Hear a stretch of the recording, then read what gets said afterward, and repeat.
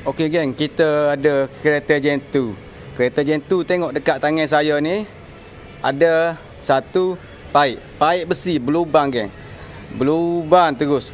Paip besi ni menangis nak buka benda ni.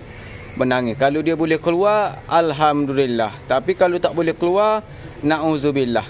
Ni bersyukur ni boleh keluar dia punya paip ni. Paip besi ni mungkin dia sebab dah karat.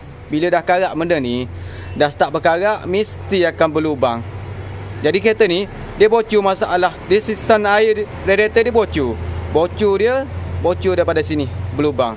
Ni kalau hujung ni tak ada masalah sangat lagi sebab kita masukkan hos, dia tertutup. Tapi yang sebelah sini, ni takkan lepas dengan hos. Bila berlubang macam ni, wajib akan bocor. Sebab kereta ni Ono bagi tahu kereta dia mengalami masalah air radiator selalu berkurangan lah. Air radiator memang selalu kena topak dan sampai kereta dia naik temperature. Jadi kita suspect, kita cek sebab tempat-tempat lain tak ada masalah sangat. Cuma hos tu dah bermasalah lah, dah kerah. Kita tukarlah, hos atas tukar, hos bawah tukar. Cuma yang ketara daripada hos besi ni, berlubang ni. Hos besi ni terletak dekat belakang ni. Dekat belakang ni. Kalau korang nampak dekat belakang ni, dia agak susah. Memang sangat-sangat susah. Dia belakang ni, bawah dekat kotak air filter ni. Lepas tu dekat hos minyak tu, hos petrol tu bawah dia tu. Memang agak susah. Ngangam dekat alternator. Tengok dekat situ.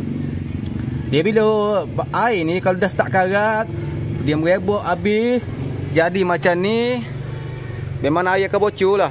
Jadi nasib baik kereta ni kita dapat keluarkan dia punya hos besi ni. Kebanyakan kalau tak boleh keluar, kena angkat head lah. Angkat head, pergi hantar mesej shop, dia orang akan keluarkan paip ni dan masukkan yang baru. Nasib baik dia tak ketat sangat lah, boleh buka, ketuk, main, nasib baik dia boleh keluar. Jadi kita terus tukar yang baru tu lah.